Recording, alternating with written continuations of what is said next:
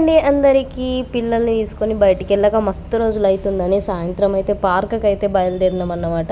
అట్లా బయలుదేరినామో లేదో ఇట్లా మస్తు వర్షం పడ్డది. ఆ పార్కులో మొత్తం పచ్చి పచ్చిగా చెట్లు అవి పచ్చి పచ్చి ఉంటాయని అయితే మేము డైవర్ట్ చేసేసి అయితే మార్కెట్కి వచ్చేసినాం అన్నమాట. మీకు విషయం తెలుసా, మంచిర్యాల నుండి ఐవి చౌరస్తాలో ఈ ఆంజనేయుని విగ్రహం ఉందని అందరికీ తెలుసు కదా. సో అదేంటో ఇక్కడికి వస్తే ఒక పాజిటివ్ వైబ్ ఏర్పడుతుంది, చాలా మంచిగా అనిపిస్తుంది. నేను బయటకు వచ్చిన ప్రతిసారి హనుమాన్ అయితే ఖచ్చితంగా వీడియో తీసుకొని ప్రతి వీడియోలో పెడతానమాట.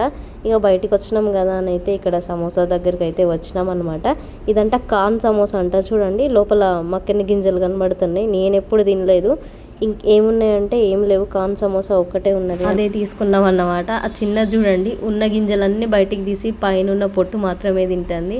ఇక చిన్నపిల్లలు అంతే కదా, ఆనియన్ ఉన్న మిర్చి ఉన్న ఏది ఉన్న తినరు. చూసిన పూలకు బొక్కను కొట్టి తిన్నట్టు తింటుంది అనమాట. ఇవేంటివో మీకు తెలిస్తే కామెంట్ చేయండి. సరే మీరు తెలుసుకునే లోపు నేనే చెప్తా. వీటినైతే సింగాడీలు అంటారు. ఇవి మహారాష్ట్రలో ఎక్కువ దొరుకుతాయి. ఇవైతే చెరువుల నుండి తీస్తారనమాట. చిన్న కాయల్లాగా కట్ చేసేసి అయితే బాయిల్ చేసి అమ్ముతారన్నమాట. ఇవి హెల్త్కి మంచిదంట. ఇది సీజనల్ అన్నమాట. మన ఛానల్ని సబ్స్క్రైబ్ చేసుకొని మన ఇన్స్టా పేజ్ని ఫాలో చేయండి. బాయ్.